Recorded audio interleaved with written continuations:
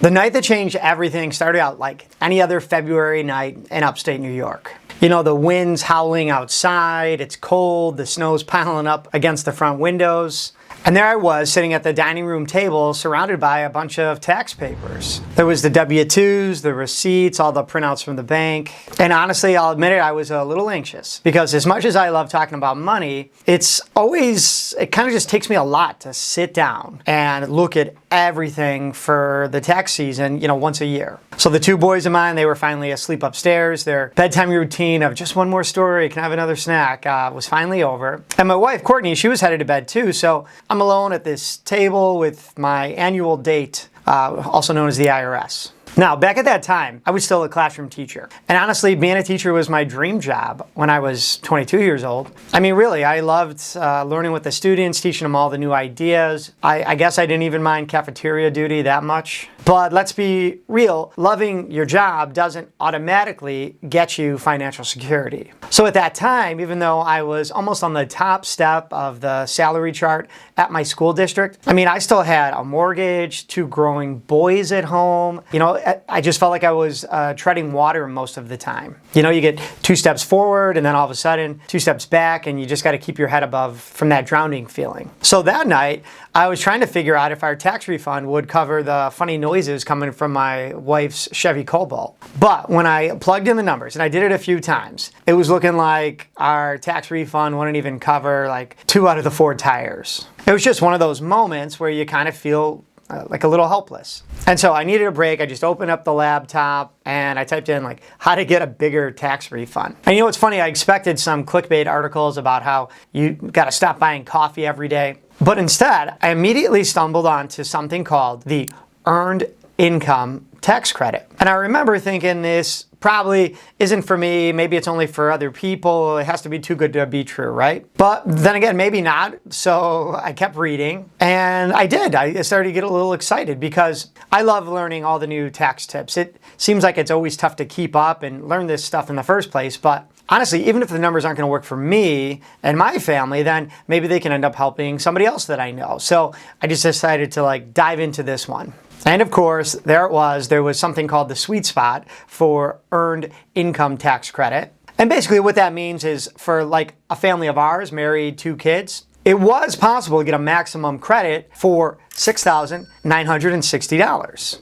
So I just started thinking oh wow, nearly $7,000 back in our tax refund. That would be great. And real quick, if you've ever found a tax credit or deduction that you didn't know about, drop a light bulb emoji in the comments because I totally just found one and I just needed to get past that. Wait, do I really qualify for this moment? So of course I start double, triple checking everything, because I didn't want to let myself believe it was real. I didn't want to run upstairs and wake up my wife and be like, hey, I found a new tax credit, which is something I have done in the past. So yes, of course, there was one final detail that stopped me, and it was income limits. So there's something basically like a maximum adjusted gross income for this tax incentive, also known as AGI. And so that maximum amount of income was $62,688 for a married family with 2 kids. And that's at the time of this recording. Yeah, so needless to say, instead of, running upstairs saying wake up, honey, we qualify for this money, I just sat there for a minute or two because it's a good problem to have, but combine my wife with her job and mine at the time, we basically just made too much money with both our jobs to get this tax credit. But you know what? As I started thinking, even though it was late at night, I texted my buddy Jake. I basically just said, look into the Earned Income Credit tomorrow when you get to work. You could get something like $7,000 in taxes back this year.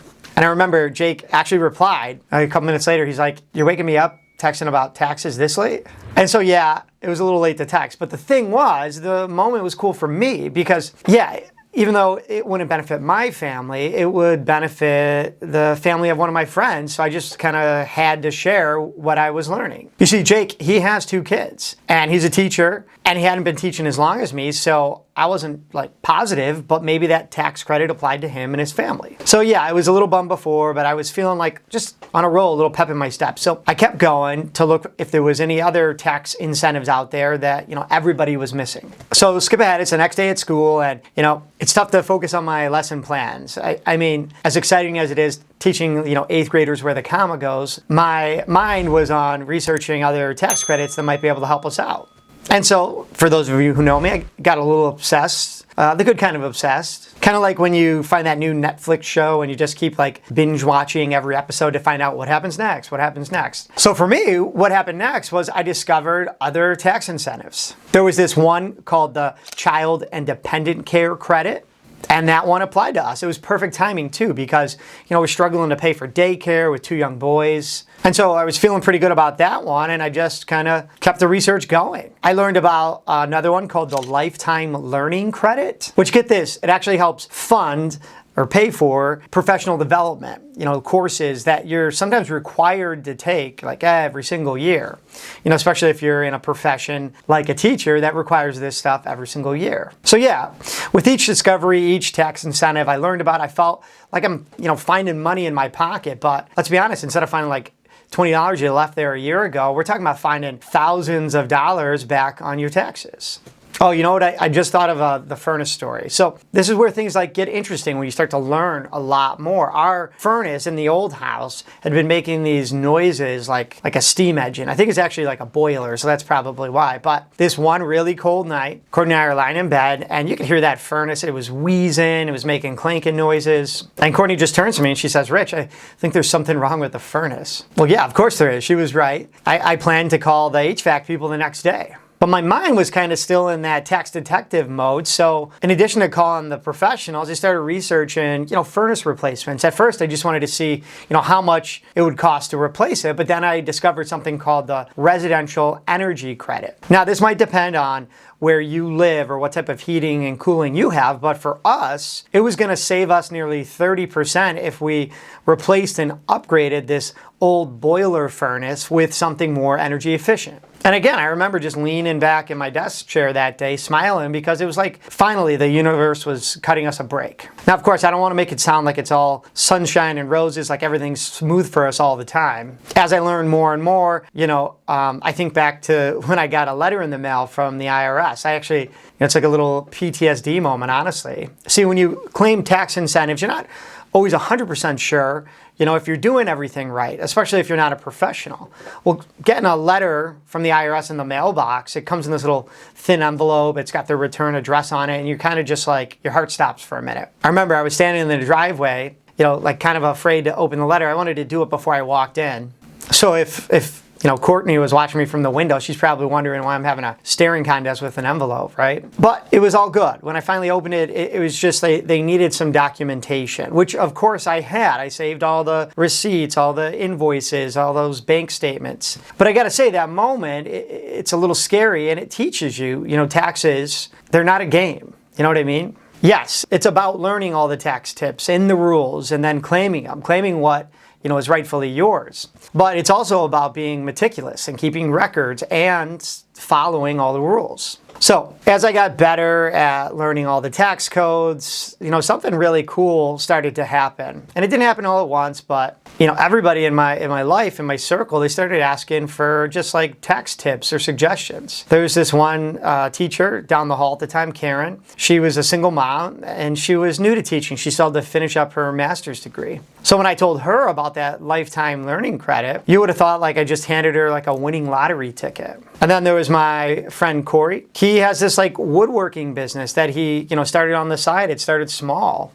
But we talk all the time, and when I explained to him how he could deduct the woodworking machine that he like wanted to buy for years, he had shown it to me like a little YouTube video, and he could just deduct like the cost of that from the money he made selling his crafts. Well, I'll be honest with you, it probably took less than 48 hours, and he had already made a down payment on that machine. So I guess the point is, big picture, everything I'm saying, it's not just about finding, tax credits and deductions. That's a huge part of it, but it's about understanding a system that most of us like kind of see as the enemy. And I know it feels like this sometimes, right? You got this tax code, it's just a set of rules designed to take your money. But the more I learn, and I love talking about this, it's actually a system full of opportunities to help you keep more of what you earn, but you need to know where to look and when to look. So all this learning, it took me down a path from late nights at the dining room table surrounded by tax forms to,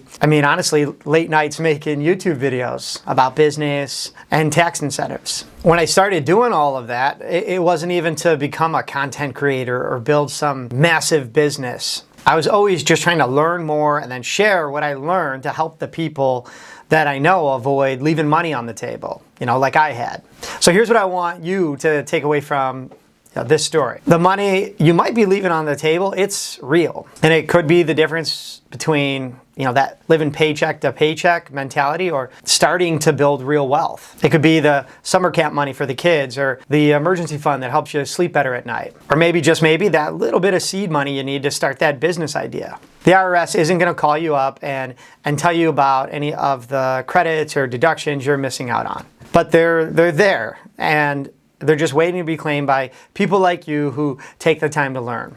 And I know if you're sitting there thinking, Rich, this all sounds great, but I don't even know where to start. I've been there. That's exactly why I'm sharing this with you. I created down below in the description of this video like a free resource that tells you all about the tax incentives that I mentioned in this video, plus like a few extras. So check that out. Because here's the truth. The IRS might owe you some money. So isn't it a good time to find out exactly how much?